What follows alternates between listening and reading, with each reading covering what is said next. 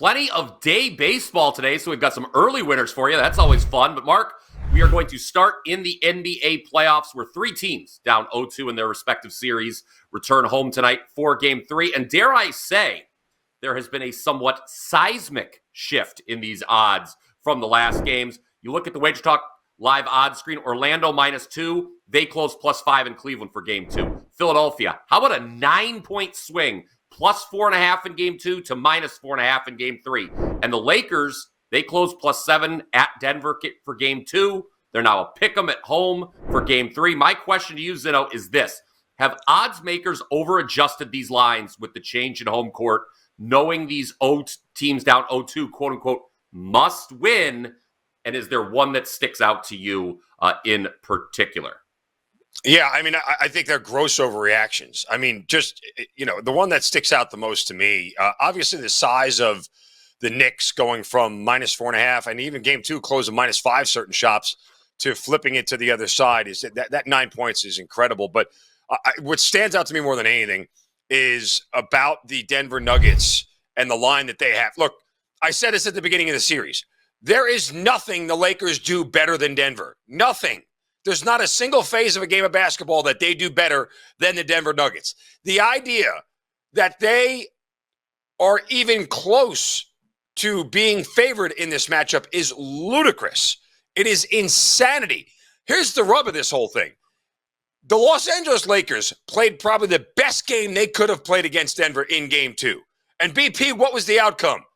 They lost. They didn't win. They did not win. So they played their very best game. They shot 49% from the field. They shot 44% from three and still lost a basketball game. That just tells me they're not even in the same stratosphere. If Denver normalizes anything at all in this game, as far as their shooting numbers, their three-point shooting numbers, they're going to beat this team handily. The Lakers cannot beat the Nuggets, period. They just are not in the same category of team. There are very few teams that can handle the Nuggets. The Lakers are certainly not one of them. If the Lakers could handle the Nuggets, they wouldn't have been in the play-in tournament. Like, don't overthink this. Don't get allured by home court, because I made this number Denver -3.5. That's where it was for me. And I even thought that might have been a little bit low, given, are we going to swing 4 points from 7.5 to 3.5 just for home court? I would add maybe a little bit of pressure in, for the Lakers to play with a sense of urgency. But, beyond that, Denver is a defense that is top 10 in defensive efficiency. I think they're 8th or 6th, but even if their offense doesn't play well, guess what? Their defense does. There's nothing the Lakers do better than the Nuggets. The Nuggets are winning this game. Nuggets money line for me. When Mark says the Lakers can't beat the Nuggets, well, the numbers back that up. They've lost to them 10 straight times. That's a streak that goes back to the calendar year of 2023. So the man ain't lying. As far as the other two games go, Mark touched on it, the big line swing in Philadelphia, New York. That's Game 2 was one of the rare situations, where the team that won the game did not cover. Over the last 4 years, teams that win in the playoffs cover 90% of the time. We didn't see that in Game 2. It'll be interesting. I could see it maybe happening in Game 3 where it's a Sixers win, but the Knicks cover. Philadelphia this season in 6 meetings with the Knicks has not cleared 104 points, so I would be very weary about laying the points with them in this quote-unquote must-win Game 3. And then a trend that I know a lot of our viewers are thinking about right now, it's well known, and that's taking these home teams down 0-2 in the first half. That's cashed in at 65%, going back to 2005, over 70% going back to 2015. And there's one team, Orlando, you got to think if they don't come out strong, they're absolutely dead. I mean, the shooting that we have seen from the Magic so far in this series, the first 2 games in Cleveland, was absolutely horrific. This was a very good home team during the regular season, 29-11, 29-11 straight up, 27-13 against the spread.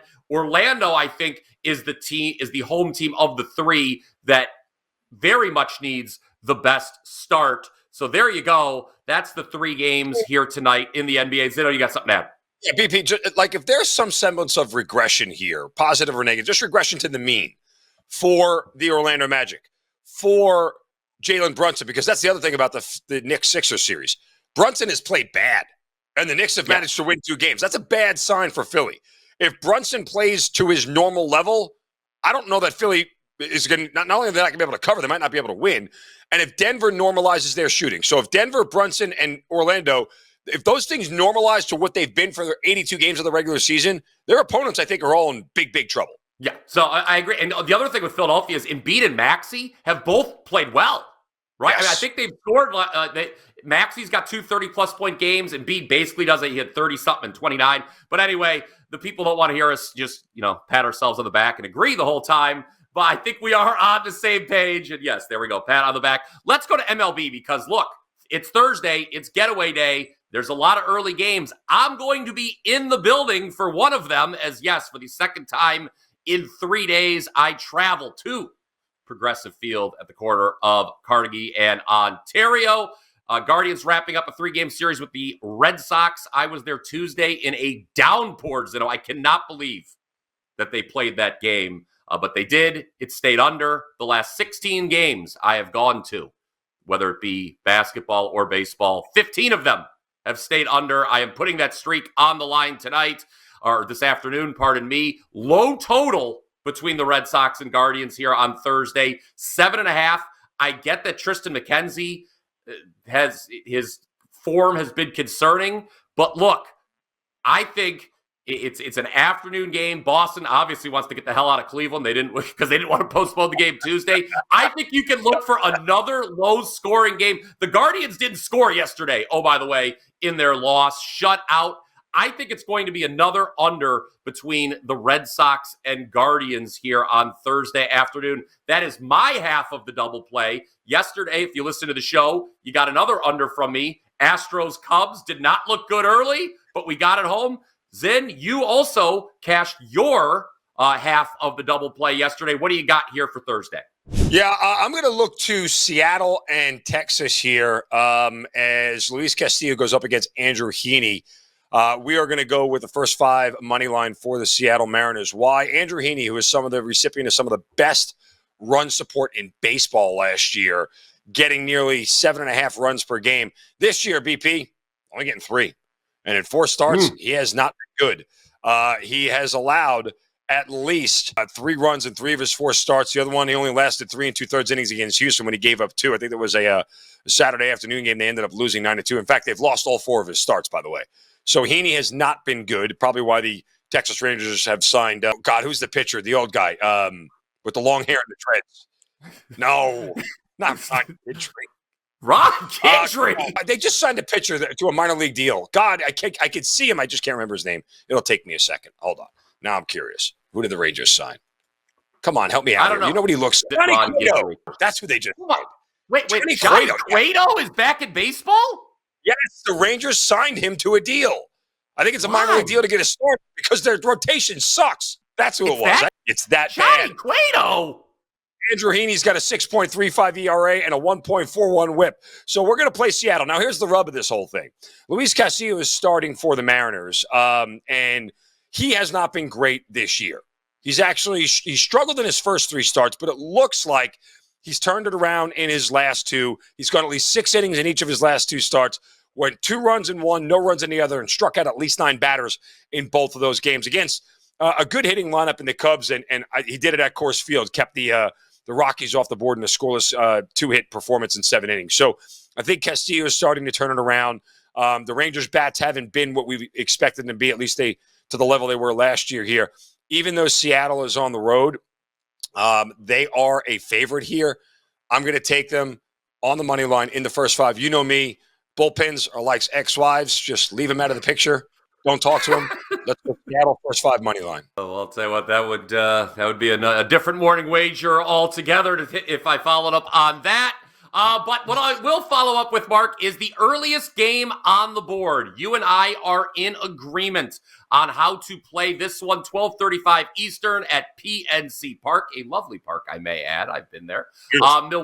Milwaukee, which anyone who's seen Wayne's World knows, is Algonquin for the good land. They are playing the Pirates, and it looks like there's a big starting pitching edge here. Matter of fact, I don't say it looks like there's this big starting pitching edge. I would say there is a big starting pitching edge for the Brew Crew. Freddie Peralta in his 4 starts this year. The Brewers are 4-0. Peralta, 1.90 ERA, 0.76 whip. Mitch Keller goes for the Bucks. And Mark, we think he's going to struggle. And how are we going to tell the folks to bet this one? Yeah, I mean, listen, he's given up 4 runs in 3 of his 5 starts. And this is a Milwaukee team here. And this is the thing. I mean, we've talked about Milwaukee for 3 straight days now, and it's all my fault because I am sort of, at this point, apoplectic that a team that was hitting the snot out of the baseball and tearing the cover off it through its first 14 games has only scored more than 3 runs once in their last 8 games. Like, it's insane at this point in time. Last 9 games, rather. 8 of their last 9, they've scored 3 runs or less. They have to bust out the whooping sticks today. We get a depressed total because Freddie Peralta's on the mound, and he doesn't give up runs. So we get a favorable number here at 4. We can even keep a push in our back pocket. But I have to believe that if the bats for the Brewers don't wake up against Mitch Keller, for crying out loud, it could spell a lot of problems. A little bit of a look-ahead spot for Milwaukee as they have to go to they welcome the Yankees to Milwaukee next. So I would believe today is the day that they bust them out. If they don't, the Yankees, somewhat above average pitching to this point, may continue to keep the Brewers' bats silent. So let's go over 4 runs here as our show bet for the Milwaukee Brewers today. And it pays to listen to this show, Mark. Obviously, we're already 2-1 with best bets here on the show this week. That's in addition to sweeping yesterday's double play. So it pays to listen to the Morning Wager. Of course, it also pays to go to WagerTalk.com. Buddy, yesterday, nice 5% win you had. Miami, no sweat over its team total.